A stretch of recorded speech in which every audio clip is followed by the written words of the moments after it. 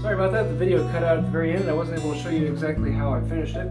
But basically I took a card scraper after getting the shape and cleaned them up with a card scraper. If you've never used one of these, you've got to pick them up. That's amazing. No sandpaper needed. That gets you far, far smoother than sandpaper. Really just a glass smooth surface. I'm immensely happy.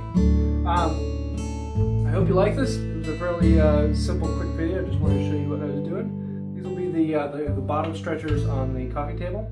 And it's fun with that. So I hope you like this. Let me know what you think in the comments below. And remember, it's not about the project. It's not about the end goal. It's about who you become to complete the end goal. So I'll see you next time. Have a good day. Bye.